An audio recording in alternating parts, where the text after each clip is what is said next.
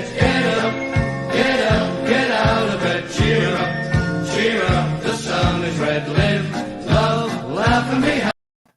Hello and welcome to the Red Robin podcast special, which is brought to you by 𝓡𝓸𝓫𝓲𝓷𝓼 Chartered Accountants and Budget Ties Auto Centre. And of course, it is a special Red Robin podcast because the news broke earlier today that Hull Kingston Rovers former head coach Tony Smith will be departing the club and is set to be replaced by Danny McGuire in the short term, who in turn had some good news himself as the club sneakily announced that it also signed a 3-year contract, meaning that he's going to be around during the whole of Willie Peters' tenure, hopefully. But Dan, I'll come to you first to get your raw reaction. What was your feelings after seeing the news that Tony Smith will no longer be at Hull Kingston Rovers? I think it was to be expected, wasn't it? I think since that announcement that he made in the press conference before the semi-final, I think it's just been a downhill spiral. So I think it was coming. I think he left his position untenable, didn't he? That was the way I felt. Danny Mag's coming in. Obviously, he's not the final solution. We know that. We know Willie Peters is coming. But give him his chance. He's got 9 games, hasn't he? If we make the playoffs, even more. But nothing to lose, really. Yeah. Although we did to lose on Saturday. Did you see what I did there? Was that the final nail in the coffin, Phil, for Tony Smith? Because the reaction of the Rovers supporters, especially out in Toulouse, wasn't very forgiving, was it? No, I think that's it, isn't it, mate? That's what it boils down to. We've been, as Dan mentioned, we've been on a downward spiral, and I think losing to the bottom club, thrashed by the bottom club, basically, not just lost, thrashed, was the end of the tether for a lot of people. And do you know what? We all react emotionally, don't we, after games? We all have our emotions take the better of us. And yeah, you lose it, you get angry, but it's just a game at the end of the day.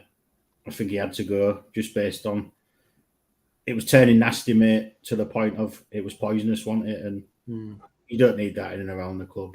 You don't need that in and around life, do you? No. And it was, things were starting to turn toxic. And do you know what? You know, I sort of called it as soon as he made his announcement that he was going to depart, I called it and said, look, if he loses 2 or 3 games on a trot, straight away, he's going to be under pressure, under more pressure than if the club and Tony Smith had announced the departure together on the same page. You know, I think that people would have been a lot more forgiving.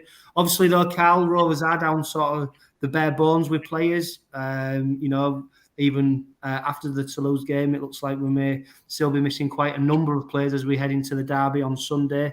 Do you think Tony Smith could have turned it round if he had a full quota of players, or do you think it had run its course? No, I agree with the chaps in terms of what I've just said. For me, you know, I think he was walking on eggshells the minute he jumped into that press conference a few months back.